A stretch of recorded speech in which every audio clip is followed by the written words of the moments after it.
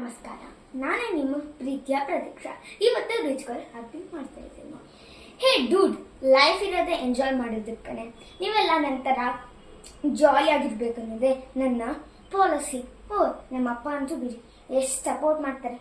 ನಾನು ಕೇಳಿದೆಲ್ಲ ಕೊಡ್ತಾರೆ, ನಾನು ಬೇಕಾದಷ್ಟು ದುಡ್ಡು ಕೊಡ್ತಾರೆ, ಕೇಳಿ ಜಾಗಗೆಲ್ಲ ಕರ್ಕೊಂಡು ಹೋಗ್ತಾರೆ. ಆದರೆ ನಮ್ಮಮ್ಮ ಅಂತೂ ಅದಕ್ಕೆ ಅಪೋಸಿಟ್ಟು. ಅದು ಮಾಡಬೇಡ, ಇದು ಮಾಡಬೇಡ, ಆ ಬಟ್ಟೆ ಹಾಕೋಬೇಡ, ಈ ಬಟ್ಟೆ ಹಾಕೋಬೇಡ, ಅಲ್ಲಿಗೋಗ್ಬೇಡ, ಇಲ್ಲಿಗೋಗ್ಬೇಡ. ಅಯ್ಯೋ, ನಂಗಂತೂ ಸಾಕಾಗಿದೆ. ಆದರೆ ನನ್ನ ಅದ್ರ ಬಗ್ಗೆ ಅಂತೂ ತಲೆನೇ ಕೆಡ್ಸ್ಕೊಳ್ಳಲ್ಲ. ನಂಗೆ ಇಷ್ಟವಾಗಿ ಹುಡುಗನ ಜೊತೆ ಡೇಟಿಂಗ್, ಚಾಟಿಂಗ್, ನಂಗೆ ಇಷ್ಟ ಆಗಿರೋ ಎಲ್ಲ ಮಾಡ್ತೀನಿ.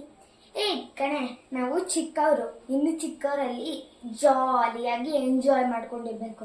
ಆದರೆ ದೊಡ್ಡವರಾದ್ರೆ ಏನು, ಅಪ್ಪ ಅಮ್ಮ, ಓದು, ಕೆಲಸ ಅಷ್ಟೇ. ಅದಕ್ಕೆ ಚಿಕ್ಕವರಿರೋವಾಗ ತುಂಬ ಎಂಜಾಯ್ ಮಾಡಬೇಕು.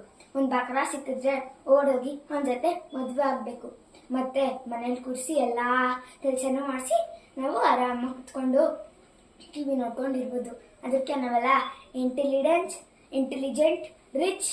ಅದಕ್ಕೆ ನಾವೆಲ್ಲ ನಮ್ಮದು ಪಾಲಿಸಿನೇ ಅದು. ನಾವೆಲ್ಲ ರಿಚ್ ಅಲ್ವಾ, ಅದಕ್ಕೆ.